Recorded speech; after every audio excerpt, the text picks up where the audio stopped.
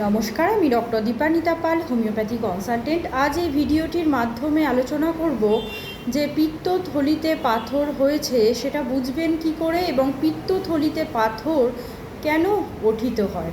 প্রথমেই বলছি, যদি পিত্তরসে আপনাদের কোলেস্টেরল এবং বিলিরুবিনের মাত্রা অনেকটাই বেশি পরিমাণে থাকছে এবং পিত্তরস যদি কোনো কারণে ঠিকঠাকভাবে না পাস হতে পারে, সেক্ষেত্রে পিত্তথলিতে কিন্তু সঞ্চিত হয়ে থাকছে।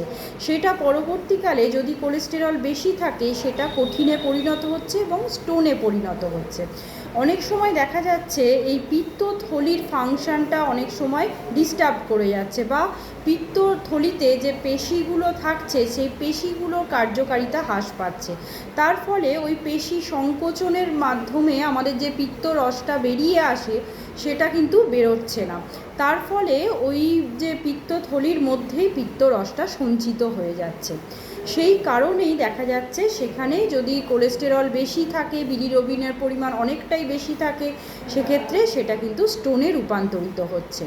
এবার বলবো কোন কোন সিমটমস অ্যারাইজ করবে। প্রথমেই প্রাথমিক সিমটমস যেগুলো আপনারা সচরাচর বুঝতেই পারেন না, সেটা হচ্ছে পেটের ডান দিকে বা মাঝ বরাবর একটা ব্যথা অনুভূত হবে। তার পাশাপাশি একটা বমি বমি ভাব থাকবে, হজমের সমস্যা দেখা যাবে, পেটটা যেন মনে হচ্ছে সবসময় ফেঁপে থাকছে খাবার খাওয়ার পর, এবং বদহজমের সমস্যা দেখা যেতে পারে। তাই এতগুলো সিমটমস কিন্তু প্রাথমিক সিমটম, যেটা গ্যাস অম্বলের সিমটমসের সঙ্গে আপনারা গুলিয়ে ফেলেন। এরপরে এমার্জেন্সি কন্ডিশন কখন? যখন দেখা যাচ্ছে ওই পেটের ব্যথাটা 5 ঘন্টার বেশি স্টে করছে, তার পাশাপাশি দেখা যাচ্ছে আপনাদের জ্বর এবং কাঁপুনি হচ্ছে এবং আপনাদের মল মূত্রের পরিবর্তন দেখা যাচ্ছে রঙের। মল হবে একদম সাদা বা ধূসর বর্ণের হয়ে যাবে এবং আপনাদের মূত্রের রং হয়ে যাবে কিন্তু একদম ইয়ালো, গাঢ় যে হলুদ বর্ণের সেটা হয়ে যাবে।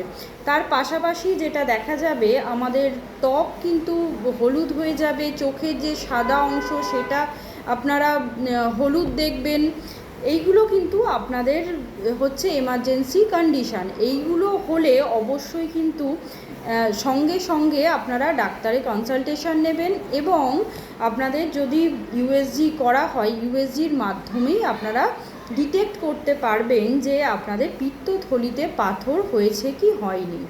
সেই অনুযায়ী ফার্দার যে ট্রিটমেন্ট সেগুলো গ্রহণ করবেন। নমস্কার, সবাই ভালো থাকবেন এবং সুস্থ থাকবেন। আশা করি ভিডিওটি হেল্পফুল হবে। যদি হেল্পফুল হয়ে থাকে অবশ্যই ফলো করে রাখবেন এবং শেয়ার করে দেবেন। ভালো থাকবেন।